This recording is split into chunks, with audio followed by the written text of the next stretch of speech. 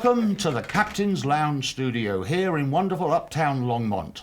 Once again, we are doing another actor's take, so once again it's going to be like herding cats. Except I've got a funny feeling that with the crew I have with me today, it could be a little tougher. I've got a brand new cast with me, so I tell you what, let's do a quick round table, and why don't you all introduce each other? Archie. I am Dan Wright from Longmont, Colorado. I've been an actor, set construction person from top to bottom, and first and foremost a musician, and lived in this area for over 46 years up and down the Front Range in theater companies coming to a seat near you. Wonderful. Robert. My name is Robert Janicek, from Milwaukee, Wisconsin. I was born and raised there. I've worked as an actor in Milwaukee and San Francisco and now in Colorado. I've been here for 15 years, doing shows in Denver and Front Range. Perfect. Sherry. I'm Sherry Wright. I've been an actor, director, choreographer, musician, you name it, in theater, in Chicago, in Seattle, and most recently in Denver for about the last 15 years. So you've been around a bit? A bit. Oh, good.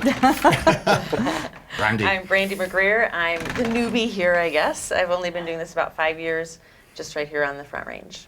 I didn't get back into it. Perfect. I was contemplating this. I'm sitting on the top shelf. I'm between Sherry and Brandy. Oh. Perfect. So this could be an intoxicating conversation. So let's now get into the show. Okay? All right. There's a number of things that go on in oh, actually, before we do that, I've got an idea. Why don't we just quickly raise and we'll pretend it's vodka, to John Hurt, who sadly passed from us last night. He did some amazing performances, and of course, we have to mention Alien, because that's the one that I think most of the world has seen over and over again. A brilliant actor, never gave us bad work. To you, John. To you, John. To you, John. So, we're all doing a lot of community theatre. Sherry's a little bit different. Sherry, you have actually done professional theatre as well. But let's start off with Dan. What got you into performing to start with? I started out when I was probably about 13 playing guitar, and I had a best friend who lived down the street who had a big brother that played guitar, and he showed me how to play some chords. Next thing you know, I got into harmonizing, and I loved that harmonizing. Kingston Trio, Peter, Paul, and Mary kind of stuff. And I'd go up to his house, and we'd sit around and harmonize, and pretty soon people would start coming over and listening to us. And so pretty soon you're doing what you love to do, and you're getting people that are liking what you're doing, and it sort of becomes a very great place to be. So that's how I sort of got into performing. Wonderful. Sherry? I was 4 years old, according to my mother, and I was doing something involving a poem with a pumpkin in front of a whole gob of people in Ohio. So that's where I got my start performing, but basically I was a tap dancer and a singer back in that day and got the bug that way. I didn't start really acting until, oh gosh, it was high school when I would do the musicals. And then I gave it up for a while because I wasn't going to go to college for that, and got back into it for my best friend that I've formed the friendship at church, believe it or not. And she said, you know, you would be perfect for this part in Arsenic and Old Lace. And so I was Elaine. And I got the bug there and then started doing all kinds of plays within the community theater scene in Illinois. And that started a long time ago. I really enjoyed it. It was just a perfect experience. So. Yes. And, you know, I've had perfect and imperfect experiences since then, but that's part of it. So, you know, formal training until I got to Seattle, and then I went to do studio work. Oh, okay. Brandy? I think I came out of the womb performing. So I think from the moment my dad made me sing Loretta Lynn songs to his friends, and I would make cassette tapes, remember cassette tapes of me being interviewed because I was so famous about the inspiration for my songs about my hamsters and other things in my life. So I did theater in high school and enjoyed it, and then always wanted to be an actress, but didn't feel I had a thick enough skin to actually do that. So went on to do a real life. And then my husband is the one that encouraged me. We were living outside Chicago, and we had gone to a play, and I said, gosh, I'd just really love to do that again. And he's the one that forced me, once we moved out here, to go to my first audition for community theater, and Wonderful. continues to. So what was to the first push show me. you did out here in Colorado? Inherit the Wind in Lafayette. Okay. I had I had decided I was going to finally do it after all these years, and found out the audition, and I had set up a babysitter, and my husband was home, and I was dressed, and I was ready, and I was nervous. And I realized the audition was actually a month later. So I got all undressed and gave up. And then a month later, I was headed home from work and realized, oh, that audition's tonight. And I got home and told my husband, he's like, well, get dressed, you're going. So I showed up and didn't realize the whole audition process, that it was a whole night process. I thought it was like in the movies where you went and you just read and then you left. And so I came in late and fell on the ice, and it was this whole big fiasco. But luckily, the director took pity on me and Excellent. cast me. Excellent. The rest is history. Robert. As a youth, I think all of us, we'd like to be in the land of make-believe. I mean, it's in land I never really wanted to leave. Some of us never left it. So, yeah, right. I think I got my first script from my sister when I was about 3 to perform for my grandmother. Wow. And that was the first time that I remember peeking at the crowd before the show when everyone was sitting there. But I liked to please. I liked to, if someone else, like the little kids of mine, I grew up in a neighborhood with a lot of kids, but they're mostly girls. And then most of them were younger. And when they would be upset or they would be unhappy, I would do whatever I could to cheer them up. So I would do pratfalls. I would do anything to just kind of like cheer people up or whatever. And I just kind of got in, did that. And that kind of got me started. Perfect. It's kind of interesting, actually, because we always ask this question when we have new actors sitting around the table. So far, we've had 2 people whose first part of that answer was to meet women. Which brings up an interesting concept, really. How has theatre actually changed your life for relationships? Because, relationships come and go within the theatre, but quite often friendships are formed that last for life. How's it affected you? Let's start off this time with Randy. Well, I think unlike a lot of the people here, I haven't met my spouse in the theater, but obviously he was the one that pushed me to do it and continues to push me to do it. And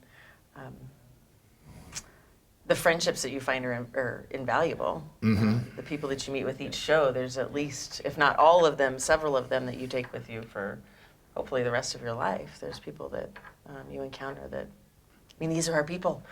Yes. They know us. That's very true. Robert. Yeah, I met my wife, Angela, doing a musical. It's the greatest show I ever did. Not best performance I ever did, but it was definitely one of the best. It's the best thing that's ever happened to me. Yes. Was meeting her and finding someone who understands and can support someone who's in the theater. Because it takes a special person to kind of put up with the schedule that especially in community theater. Professional theater is a little different because most times you rehearse during the day. It's almost like a regular job. But when you do community theater, it's all volunteer. You're doing it at night, so you have to go to work, and then you have to do everything on top of that. So it really stresses a relationship. So I think it's been very beneficial that she understands and is able to support me in doing shows, and I try to support her when she has the bug to do one. And so as far as that relationship goes, it's been very beneficial. Theater is unique in the special bonds that you can create. It's neat. They're quick. A lot of shows, they're 6 weeks. You get together with people, you create these, because you're exploring emotions and you're really exploring each other and character work and all these things that are involved with acting, you really bond with these people quickly, and then it's over. It comes and goes so quickly. I've never been in a long-running show to see how that would differ for something that would go on for a long time. But we do create these bonds so quickly, and it's really neat. And then when you see them again in another audition, it could be years later or in another show, and it instantly rekindles those friendships. Especially when it's a very small cast show. Right. 5 or 6 people, where you're also heavily reliant on each other. And all of a sudden, within days, you're all... It's the group versus the director. It really is amazing. I've obviously left you two last for this particular question. Well, we have a Because I special know, story. yeah, 'cause I know relationships in theatre have not affected either of you at all. No, never. So I'm not going to say one of you start talking. Up to you. All right. So I started at, I think, LTC in about 1992. I was going through a divorce and I needed something. And it was one of those deals where, I'm doing music and I wanted to go audition Treasure Island. You remember that one? How could I forget? We can talk about that separately if you wish. We can. I went down and they said, well, go audition. I had some friends. We were having a beer. And I said, I don't know a monologue. And they said, well, do a song. So I went down to the theater and I went, a long, long time ago, I can still remember how that music used to make me smile. And that's American Pie. So I did that. I got the part. And from then on, it was like, what a fun thing. Well, I had done this 6th grade thing at school and all that kind of stuff, but that's really what made me get into, Longmont Theater Company, where I was blessed to be in show after show from that year. And I met T.G. Lewis, our director, one of my very best friends, in that show, and we're still friends today. I haven't seen you for a while, Nigel, but we've been in shows before. And years and years went by, and I was in many shows, and then finally I wanted to turn back to music. That's kind of why I left the theater, and I mentioned that earlier, and just off camera. And I saw Narnia, and I saw that show, and I went, wow, I want to come back and do a show here. So the next one up was Moon Over Buffalo, and I went in there and auditioned for Debbie Zerk, and she put me against this, beside, not against, this woman who no one knew, who had come from wherever, and this was in 2002. Mm-hmm. So it was 10 years later at this point. And we auditioned, and I remember, what was the first thing I said to you? You're pretty good. Yeah, that's my first thing to say to her, outside of the reading of the lines. I think I said hello, and she said, so are you. And that was, so fast forward now, we didn't get married till 2013, did not live together. It just took me that long to come to my senses and be with this wonderful lady I got. Well, that's our relationship. yes, Yes. that's true. And I had been working in acting for, probably 15 years before that in Chicago, and also in Seattle, very short period of time. But, I had come to Longmont from the Washington area and really didn't know anybody, and saw I was very interested in Carol Burnett parts. So I saw this Moon Over Buffalo, and I loved the play. So, I came to actually just see what Longmont Theater was about, because normally any theater company is going to be a little bit closed in the people that they work with, because they like to work with the people that they've worked with before and trust. And he was one. But the audition was lovely, and I got the part, and the first thing I did was try to kill him with a sword. You aren't the first. That's why it took 10 years, I'm telling you. Right, but we became best friends, and this has happened many times with females and men. You just become friends, and you're right about the bonding, and it's a very short period of time that you have to bond in the theater. Well, there has to be so much trust. There is trust. Absolutely. That's the biggest Between thing. everyone that's on that stage at any one time. Yeah. And it's, it really is. Especially And, with a sword. Especially when you've got to, actually, yeah. I did one of the kids shows one Christmas, and there were pirates in the show. Ooh. And of course it's kids, so it's kids on stage, and half my pirates were boys and half my pirates were girls, and I knew I was going to have a problem if I gave the swords to the boys. So I pissed off all the boys. I gave all the swords to the girls, and I never had the slightest bit of trouble. Director's prerogative. Right. Absolutely, absolutely, wonderful. That's awesome. It was interesting. What was it about? I directed Narnia, so obviously I'm asking this question out of personal interest. What was it about Narnia that really sort of got that spark fired up again? I just think it was a lot of it was nostalgia, but the play was so well done, and it was. Thank you. And and you mentioned David Ambrose was in that earlier, and I watched him work, and I just watched the way the set direction was done, and I just went, goodness gracious, I missed this. And I don't know how many years it had been, maybe 2 or 3 since I was in a show at LTC. And it just, I don't know, I was just sitting in the back row and just went, I got to come back here and try this one more time. And it was Good. my last show there, because then later on I moved to Denver and started Yes. performing down in Denver. But so many people, you know, and it's funny how theater companies go through generations and the changing of the guard, as they Yes. say. And I think anybody that's an actor knows what that means. And I haven't been at LTC for a while, but you were just in a show there recently. And Robert, what about you? You were. Yeah, we just closed the show. Yeah, last so week. I know Stephen Carver was there, and you know, I've seen other friends, and I have come to the shows, not recently because we're in Denver, but it's just so wonderful that the theater company is carrying on, and it's a place where I basically think I grew up, Yeah. and I really love it. As an actor and a director from LTC, one thing I have always noticed about the audition process is they are very fair in the way they cast. Yeah. That's true.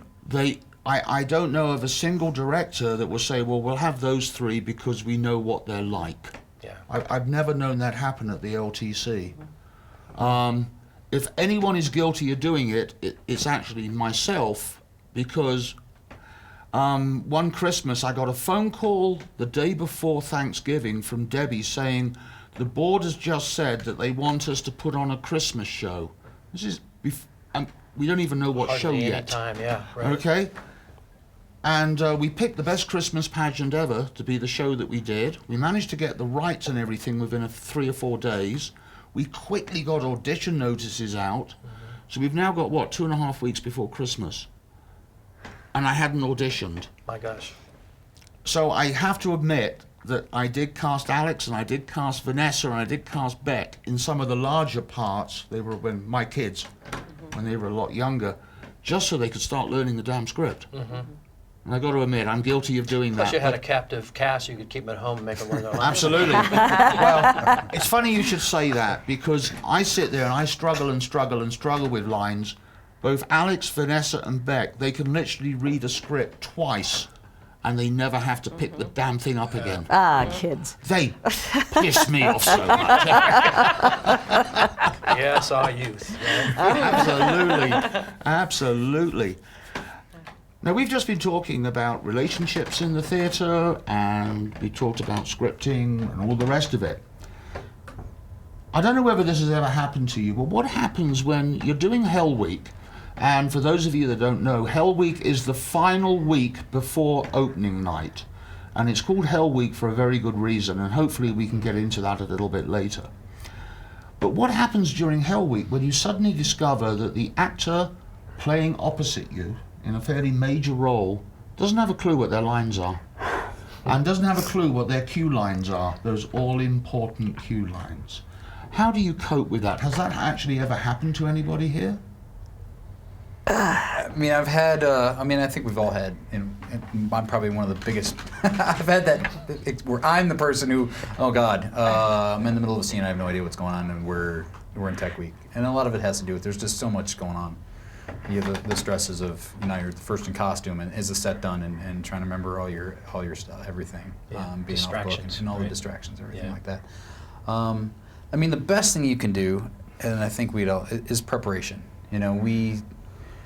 One of the things that really, I think, sets apart people, actors, as that you're there just to have fun, or if it's more of a craft for you, is your preparation. And if you are truly prepared, and you know this from your study and and by the time you're in Hell Week, you usually know your lines and the other person's lines. So I mean, all you can do is if it happens live, like you're in the scene, like let's say they don't know their lines, or it just happens to be like they're nervous and they dropped one, and you see the look on their face that they don't know where they are.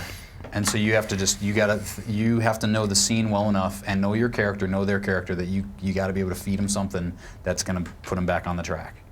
And then usually that's all it takes. But there's just that slight moment of, but the only way you can prepare for it, the only way you can is you have to just do your study. You have to know your script, and you kind of have to know your character and the other characters, and what's truly essential for the plot. Mm-hmm. Like if there's something that you skip over, there are times where you have to go back.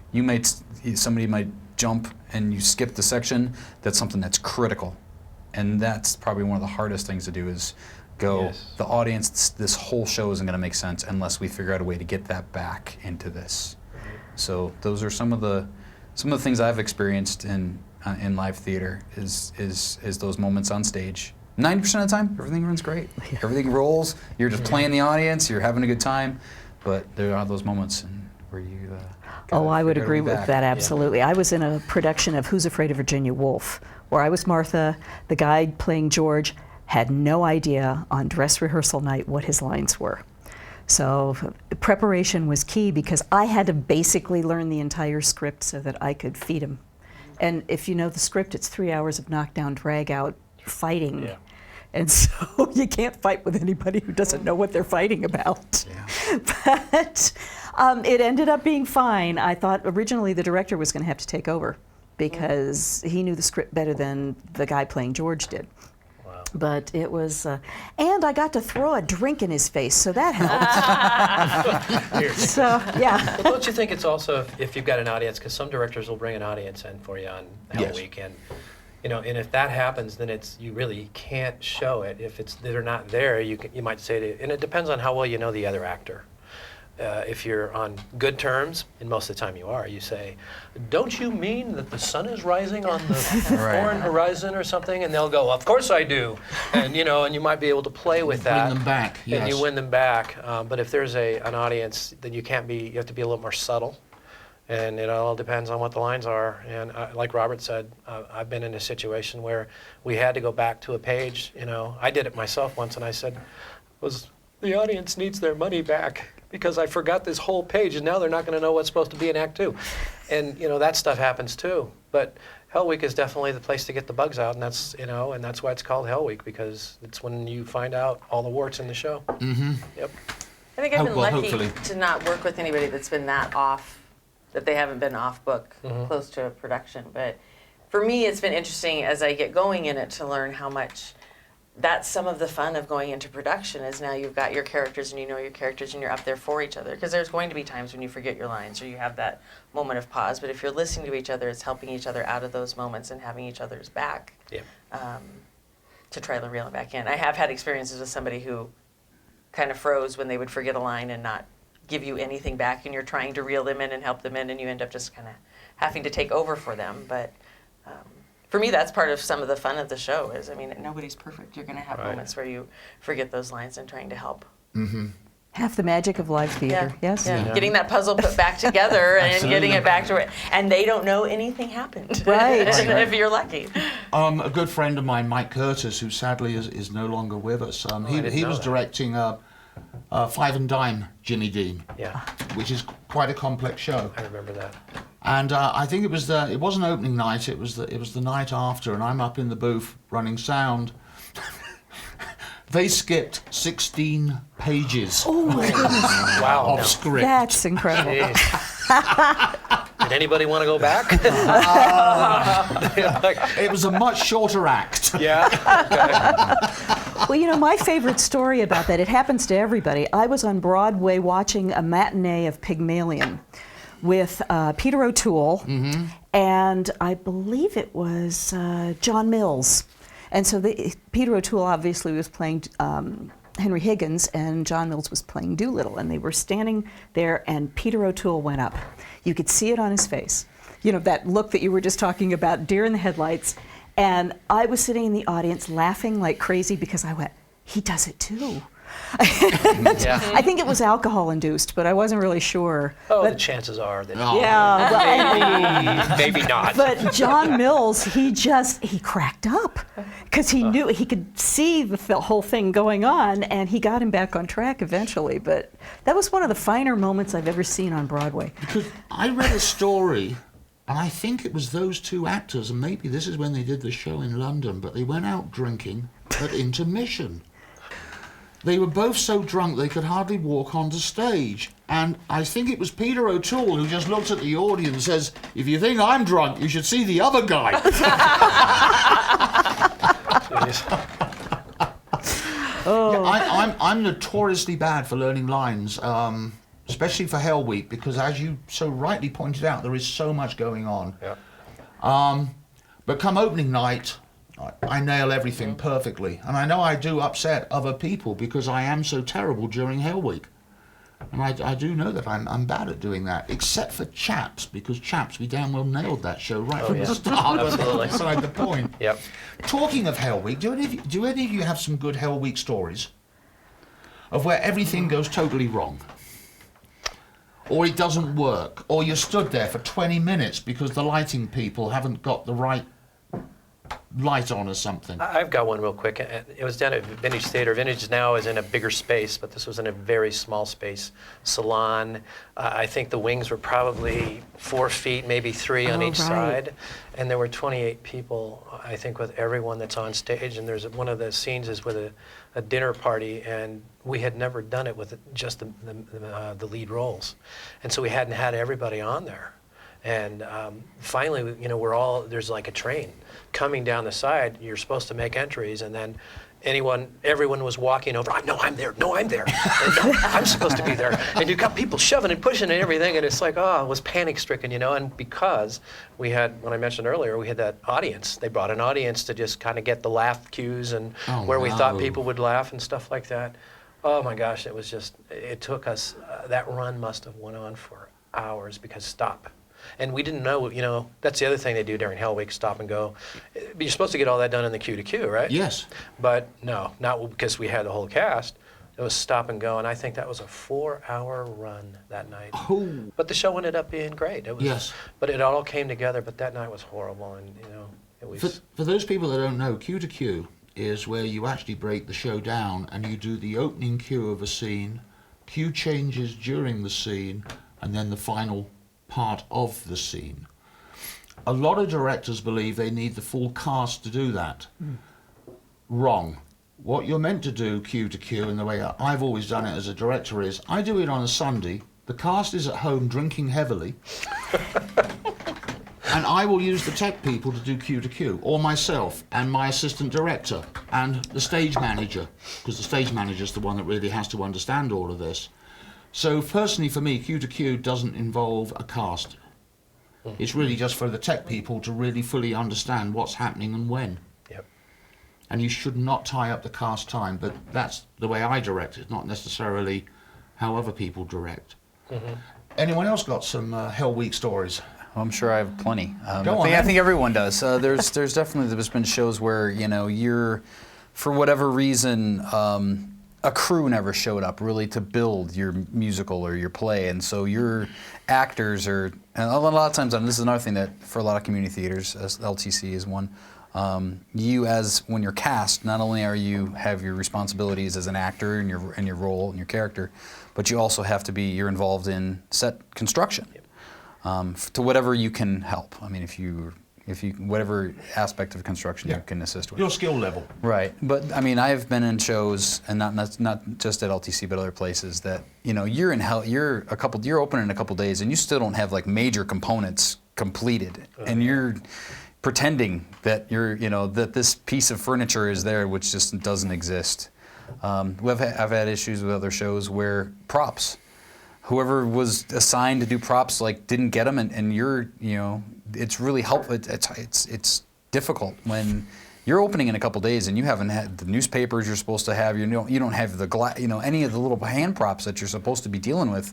That's what Hell Week is for, to get to be, if you haven't, to be introduced to all these items so that you can kind of organize everything that's going on to allow your performance to evolve out of it. And the amount of stress that builds up on you when those things aren't there. And it's like you just start going into freak out mode. You're like, we have to open tomorrow? And then somehow magically, the energy and everybody pulls together and it all just happens. Yeah. Well, What a lot of people don't realise in theatre is really the one occupation where you have got a true, in concrete deadline. Most any other profession, there's always that little bit of elbow room, especially in the software industry, of course. Yeah. Nothing beats the sound of a release whizzing over your head into the distance. I mean, Right. because they're notoriously bad at deadlines. But in theatre, 7:30, Friday, it has to work. And it's, as far as I'm aware, it's the only profession where that's true. Sports would be another similar thing. Like the game starts at a certain time, the players have to be there, and the if, athletes and have if to be it's there. raining, they delay it. Sometimes. Yeah. Right, sometimes. But We even- don't get Right. delays. We don't get rain delays. Well, even Well, we like do. Unless you're film. doing Shakespeare in the Park. Right, I was exactly. just I was going going to to say, say. there's like Spring Green. I remember. See, my favorite Hell Week story has to do with animals in the theater because we did an outdoor theater in Illinois on a Butler building. And so you get things like that where you don't know whether there's raccoons in the couches. Or rain delays. Yes, I had one as a director because I had to stop a play because you couldn't hear anything on the tin roof. So, there's things like that. That do, And it yes. usually happens in Hell Week. But, clearing Yes. the birds out and the the animals that were have you- crossing stage. Have you ever had a squirrel fall out of the rafters and land in the middle of the stage in a performance? Birds. I have. Well, and moths flying in your mouth when you sing. Things like that. Yeah. Yeah. Was that at LTC, Nigel? That was at LTC. Really? Wow. What show was that? Elves and the Shoemaker, Oh, wow. where I was playing with Mary Powers. Yeah. And it was a scene where there was one kid on stage doing his monologue, and the squirrel went. It's so sad. Because there used to be an open door at the top side of the Yes. the back of the theater. At I the back remember of the that. theatre yeah. until they discovered it. Where the catwalk ended. Yes. So okay, we've got Hell Week out of the way. It's opening night. How do you feel? You're stood in those leg curtains, waiting to make your entrance. How do you feel? Oh, it's the most exciting night. Truly, because, it's the first real audience that you get, and, you get that chance to finally hear what they think. And, you're hearing response. It's absolutely wonderful. I love opening night. It's my favorite. And mine. I think it's, you just train to be comfortable being uncomfortable. You channel it. I do. I finally got to go to CU Boulder later in life, even after we met. In fact, I think I went to college because my wife let me stay at her house every now and then. And I took some, theater classes and some film too. Didn't get to do much though. But I just learned how to rechannel it. And I think, you can, if you get a great director that knows how to do the exercises of stress release, and you actually can develop a preparation that suits you from your training and from your experience. But I always have butterflies in it. It's like the only thing I need to know is the very first line I have to say. And from then on, it's just, and sometimes, and I got to tell you, I've written my first line on my hand.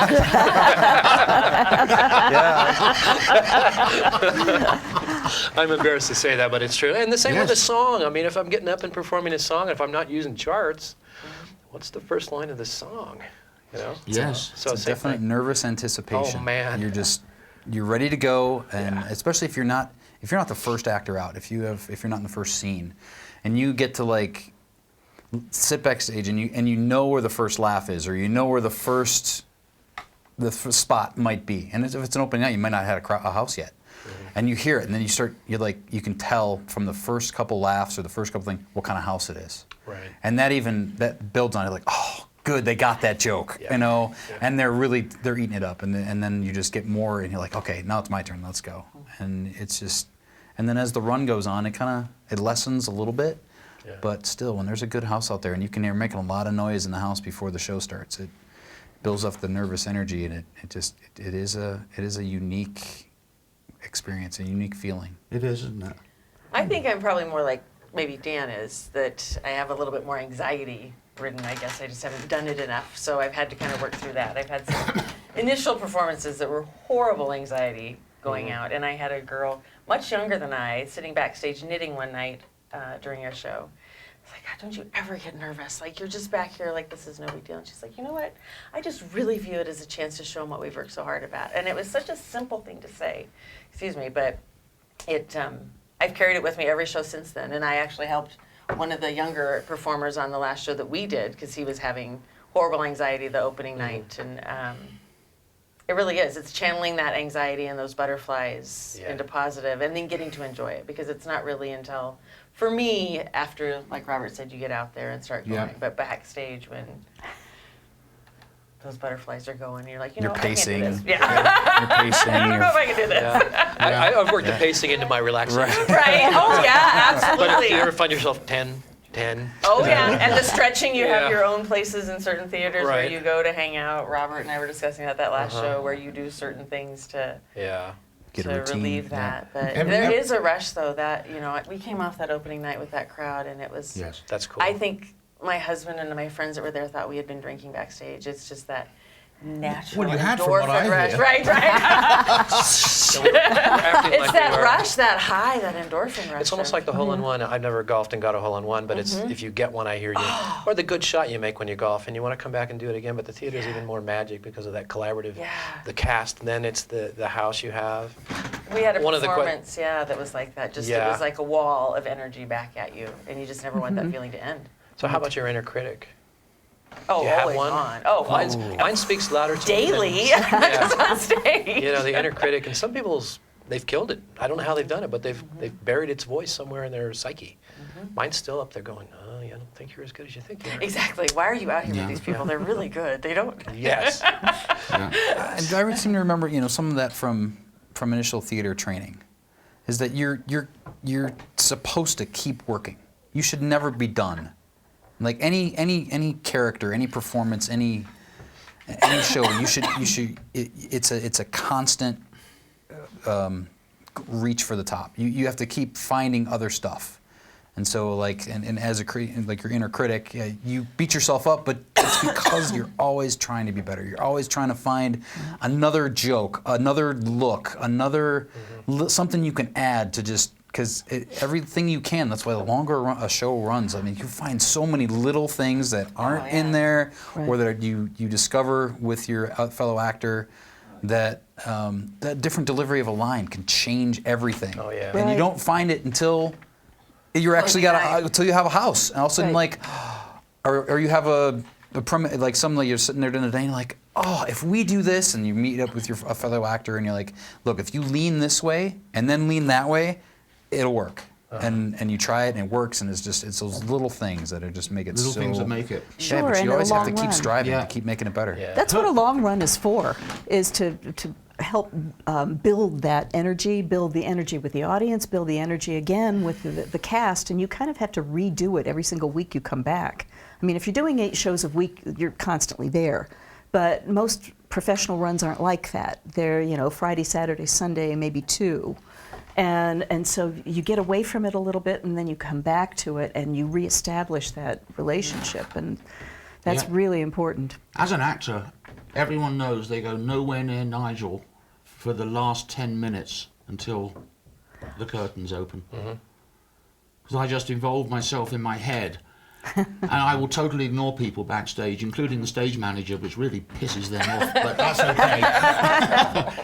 Because I'm so concentrating on that first line. Because I know if I nail the first line, the rest of the show is going to flow. Yeah. It's not an Right. issue. Yeah. Oh, I was just saying, not everyone's, because there's different methods of acting, right? There's like your Stanislavski and your method acting, and then there's Right. people that are technical, and for different people it's different. But for me, I'm a method. I have to evolve into that character before you walk out. Some people have the ability to just be a completely different chat backstage until they walk out, and I don't know how they do it, but I can't do it that way. Yeah. Yeah. Anyway, I'd like to thank you all for joining us here at the Captain's Lounge studio for Thank you. another Actors Yeah, Tape. This has been a- been an Thank absolutely you. fascinating conversation. Pleasure. Thank you. So, once again, Dan, Sherry, Brandy, Robert, thank you so much for joining us down here. I think we've got a good show in the can. To everyone out there, thank you for watching this video. Actors Tape will be back again.